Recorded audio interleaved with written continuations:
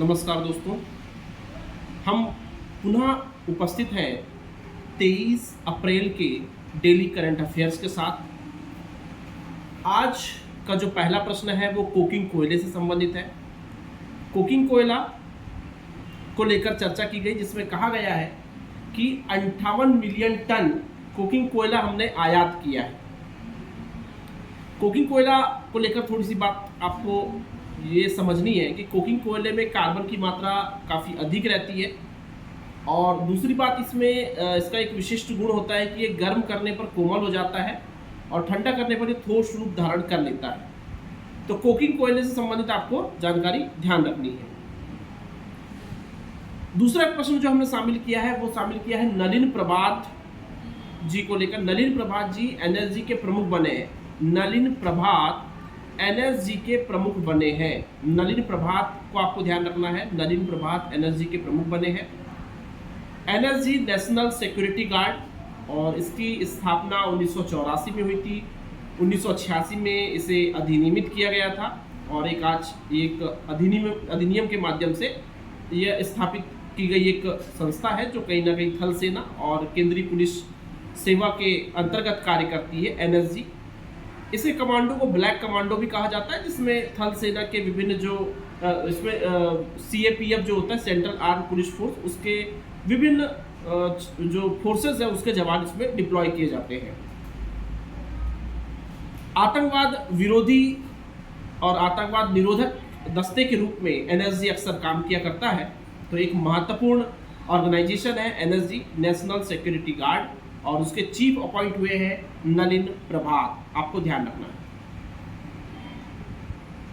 दूसरी बात financial year 24 को लेकर यह है कि प्रत्यक्ष विदेशी निवेश में कमी आई है। मतलब प्रत्यक्ष विदेशी निवेश एफडीआई, फॉरेन डायरेक्ट इन्वेस्टमेंट, जो विदेशी नागरिक या विदेशी कंपनियां भारत में निवेश करती है, ऐसे निवेश को प्रत्यक्ष विदेशी निवेश कहा जाता है, एफडीआई कहा जाता है। तो उसमें भी कमी देखने को मिली है। लगभग 39% की कमी आई है फाइनेंशियल ईयर 24 में 23 की अपेक्षा। क्वेश्चन नंबर 4 के रूप में हमने शामिल किया है राष्ट्रीय सिविल सेवा दिवस को। क्वेश्चन नंबर 4 के रूप में हमने शामिल किया है राष्ट्रीय सिविल सेवा दिवस। राष्ट्रीय सिविल सेवा दिवस प्रतिवर्ष 21 अप्रैल को मनाया जाता है, और 21 अप्रैल 2006 से हम इसको सेलिब्रेट कर रहे हैं। मतलब सबसे पहली बार 2006 में बनाया गया था राष्ट्रीय सिविल सेवा दिवस। 21 अप्रैल 1947 को पहली बार सरदार वल्लभ भाई पटेल, जो हमारे देश के प्रथम गृह मंत्री भी रहे, उन्होंने जो प्रथम सिविल सेवकों का जो बैच था उसे संबोधित किया था, और उसे यह भी कहा था कि आप जो सिविल सेवक होंगे वो भारत के स्टील फ्रेम होंगे। तो आज भी अगर आप देखेंगे तो कहीं ना कहीं स्टील फ्रेम के रूप में सिविल सेवक कार्य करते हैं। तो ये आपको ध्यान रखना है, 21 अप्रैल सिविल सेवा दिवस।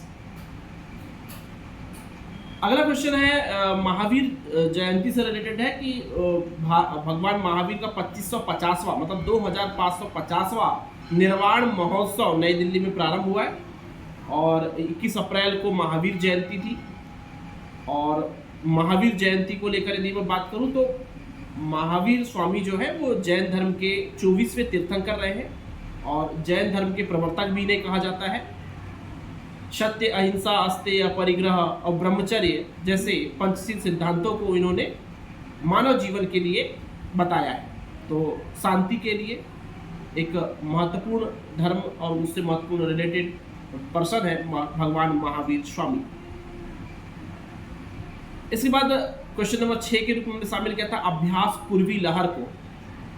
अभ्यास पूर्वी लहर नौसेना का पूर्वी समुद्री तट पर, भारत के पूर्वी समुद्री तट पर आयोजित किया गया युद्धाभ्यास है, अभ्यास पूर्वी लहर।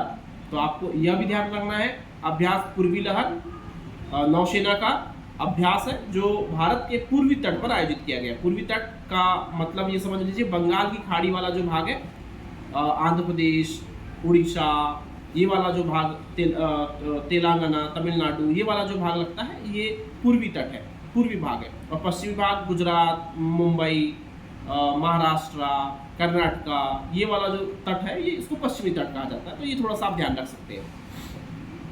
इसके बाद क्वेश्चन नंबर 7 के रूप में हमने शामिल किया कि नेशनल फर्टिलाइजर्स लिमिटेड जो कंपनी है इसे नवरत्न का दर्जा मिला है अप्रैल 2014 में 2024 में, माफ़ कीजिएगा। नेशनल फर्टिलाइजर्स लिमिटेड कंपनी को नवरत्न कंपनी का दर्जा मिला है। नवरत्न कंपनी का दर्जा ये मान के चले कि 1997 से नवरत्न योजना सरकार ने प्रारंभ की है। 1997 से नवरत्न कंपनी का दर्जा प्रदान किया जाता है। नवरत्न कंपनी का दर्जा प्राप्त करने से कुछ विशेष सहायता मिल जाती है और उसको कहीं ना कहीं पब्लिक डोमेन में एक बड़ा महत्वपूर्ण दृष्टि से उस कंपनी को देखा जाता है। लगभग अभी 16 कंपनी नवरत्न के रूप में हमारे पास रजिस्टर्ड है, हमारे देश में रजिस्टर्ड है नवरत्न कंपनियां। नवरत्न कंपनी के लिए 25,000 प्रति वर्ष का औसत टर्नओवर होना चाहिए। कंपनी का सालाना जो व्यापार है वो 25,000 करोड़ होना चाहिए और उसके अलावा औसत प्रॉफिट इसमें 2500 करोड़ का प्रतिवर्ष 2500 करोड़ का प्रतिवर्ष औसत प्रॉफिट होना चाहिए। महारत्न की बात करें तो 2010 में सरकार ने एक नई श्रेणी प्रारंभ की जिसे महारत्न कंपनियां कहा जाता है। महारत्न, ये पब्लिक सेक्टर यूनिट्स जो है उनको महारत्न का दर्जा दिया जाने लगा है। तो जो नवरत्न कंपनियां हैं वो इनहेंस होकर अगर बड़ा व्यापार करती है और कुछ विशिष्ट और फायदे उनको प्रदान करने के लिए, जैसे राजपत्रित अधिकारियों का दर्जा मिल जाता है, उसके जो प्रमुख प्रशासक मंडल जो होता है उसको सरकारी कर्मचारी माना जाता है, उसके कर्मचारियों को, तो मतलब काफ़ी सुविधाएं मिलती है। इसके अलावा और भी मतलब व्यापार में सहायता प्रदान की जाती है, निवेश की क्षमता को बढ़ाया जाता है उसमें। तो यहाँ पर अगर हम देखें तो महारत्न कंपनियां लगभग 13 महारत्न कंपनियां भी भारत में रजिस्टर्ड है। 13 महारत्न कंपनियां भारत में रजिस्टर्ड है और अभी इसको अगर लेकर अब बात करें कि महारत्न कंपनी का दर्जा 2010 से प्रदान किया जा रहा है। 2010 में महारत्न योजना लेकर आई सरकार, तो इसमें ये कहा जाता है कि जो नेट प्रॉफिट होना चाहिए वो 5,000 करोड़ प्रति वर्ष लगातार 3 वर्ष तक होना चाहिए। उस कंपनी को हम दे देंगे महारत्न कंपनी का दर्जा, या फिर 25,000 करोड़ रुपए 3 वर्ष तक लगातार औसत वार्षिक कारोबार होना चाहिए। 3 वर्ष तक लगातार की ये थोड़ी सी एक टर्म्स स्पेशल ध्यान रखिएगा, जो कि नवरत्न में नहीं है पर महारत्न कंपनियों में है। तो सरकार ने महारत्न, नवरत्न, मिनी रत्न में 2 श्रेणी तय करके रखी है। ऐसे करके सरकार ने बांट के रखी है। तो लगभग 75 करीब कंपनियां मिनी रत्न में आपको देखने को मिल जाएंगी। 75 करीब कंपनियां मिनी रत्न में आपको देखने को मिल जाएंगी। नवरत्न और महारत्न में भी आपको कंपनियां देखने को मिलेंगी। नवरत्न ये मान के चलिए कि लगभग 16 के करीब नवरत्न कंपनियां और 13 के करीब महारत्न कंपनियां। तो ये क्वेश्चन नंबर 7 के रूप में हमने शामिल किया था। इसके बाद क्वेश्चन नंबर 8 के रूप में हमने शामिल किया है IRDAI, insurance regulatory and development authority of India. Insurance regulatory and development authority of India, जिसका मुख्यालय हैदराबाद में है और 1999 में बीमा विनियामक और विकास प्राधिकरण के रूप में इसकी स्थापना की गई थी। बीमा मतलब कहीं ना कहीं इंश्योरेंस को रेगुलेट करने के लिए इसकी स्थापना की गई थी, IRDAI। तो जितनी भी बीमा कंपनियां इनको रेगुलेट करता है IRDAI। 1999 में इसको एस्टेब्लिश किया गया है बीमा विनियामक और विकास प्राधिकरण अधिनियम के माध्यम से। यहाँ पर एक बात की गई है कि स्वास्थ्य बीमा जो पॉलिसी है उसके लिए जो एज लिमिट है उसको 65 वर्ष की जो सीमा तय की गई थी उस सीमा को समाप्त कर दिया गया है। तो आपको ध्यान रखना है 65 वर्ष की सीमा को समाप्त कर दिया गया है। 65 वर्ष की सीमा को समाप्त कर दिया गया है IRDAI के द्वारा। मतलब अब 65 वर्ष से अधिक उम्र के लोग भी स्वास्थ्य बीमा पॉलिसी ले सकते हैं। 90 क्वेश्चन के रूप में हमने शामिल किया था धनलक्ष्मी बैंक को। और धनलक्ष्मी बैंक जो कि उसके प्रबंध निदेशक नए प्रमुख की नियुक्ति हुई है अजीत कुमार केके। ध्यान रखिएगा, धनलक्ष्मी बैंक अजीत कुमार केके को उसका प्रमुख बनाया गया है। स्थापना 1927 में हुई थी धनलक्ष्मी बैंक की। केरल के त्रिचूर में इसका त्रिशूर आपको मिल जाएगा नाम, इसका वहाँ मुख्यालय है। 1927 में इसकी स्थापना हुई थी धनलक्ष्मी बैंक की।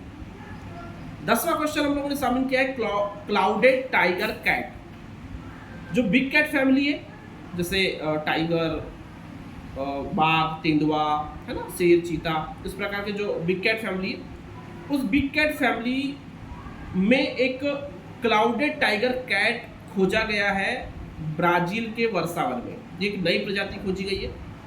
तो ब्राज़ील को तो आप जानते ही है, ब्राज़ील या राजधानी है, दक्षिण अमेरिकी देश है। तो वहाँ खोजा गया, वहाँ के जो वर्सावन है, सदाबहार वन जिसे कहा जाता है, एवरग्रीन फॉरेस्ट जो जिसे कहा जाता है, वहाँ खोजा गया क्लाउडेड टाइगर कैट। तो यहाँ पर हमारी आज की चर्चा समाप्त होती है। मिलेंगे नए चर्चा नए वीडियोस के साथ। धन्यवाद।